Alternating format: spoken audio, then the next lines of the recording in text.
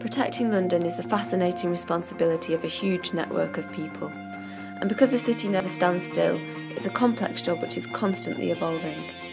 But how do safety and security measures compare in concert halls and construction sites?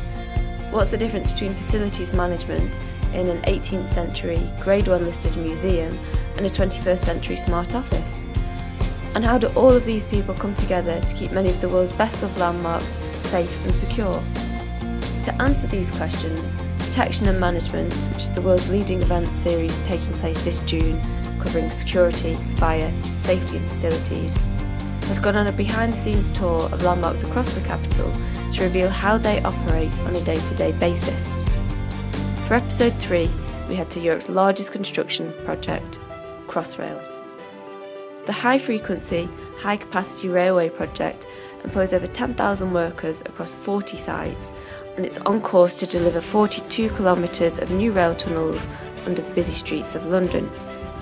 In this exclusive interview, security manager David Buck gives us a unique insight into managing the threats of criminal activity, protest and terrorism. Watch the whole clip or select your favourite chapters. My name is David Buck, I'm the Crossrail security manager. Crossrail has defined the security requirements to the contractor within his contract. The contractor then delivers that security regime, and that is the same for health and safety, logistics, environment and a number of other teams. They have a works information. My role is then to come along and assure that they are fulfilling that contractual role and supplying the security. Now the security has a purpose in as much as we're trying to protect things, we're trying to have a response, and we do that primarily through, first of all, the physical aspects of the site. So in this site you will see a hoarding, you'll see gates, you'll see entry points, and all these are the physical locks and bolts of how a site is secured.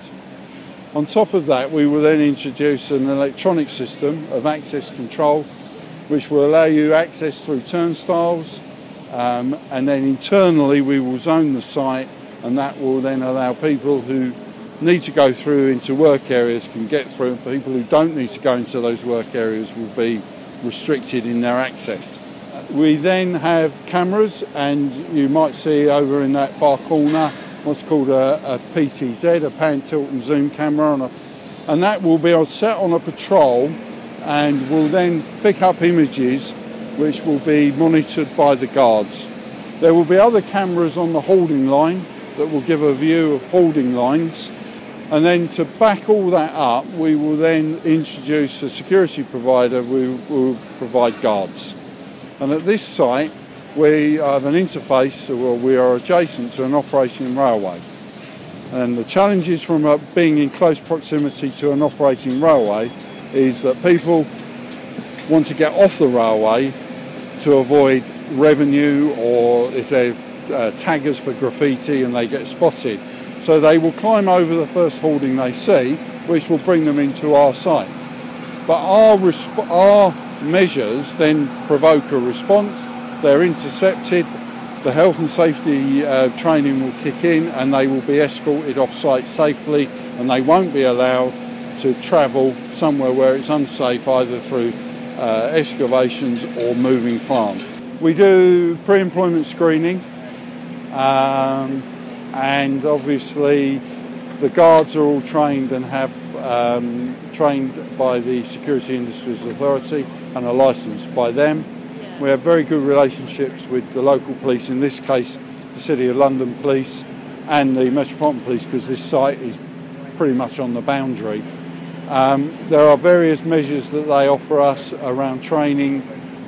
They've got Operation Griffin, things like that, where they will come in and train our staff.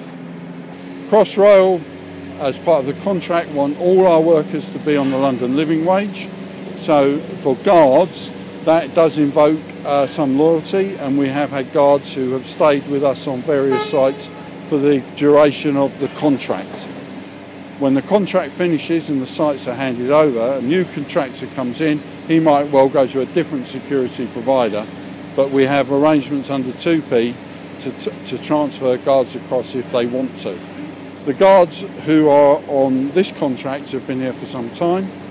They work as part of a larger organisation that also supplies guards elsewhere to the Crossrail project. We are aware of our responsibilities. We draw on as much as we can from the police, and we will deliver personal safety training as well to our staff.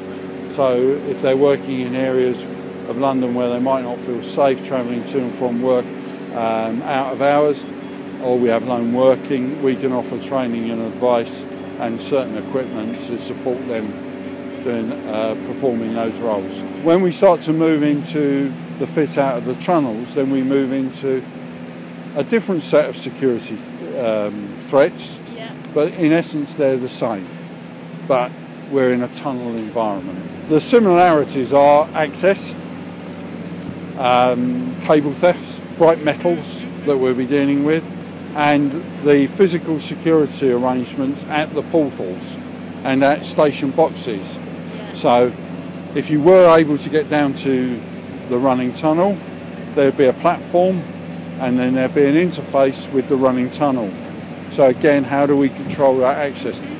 It's not a major security concern because the vast majority of people, if not all the people who get to that level, will have gone through various regimes. But from a health and safety point of view, principal contractor responsibilities, it is a security issue in that sense. There will be a date when this site will be handed over to an infrastructure manager, and they will then take on. What we leave and what we strip out is still to be agreed. It's the same as when a different contractor comes in here and assumes principal contractor rights. The contractor that was here before, we have temporary asset registers, we manage the handover of the security equipment.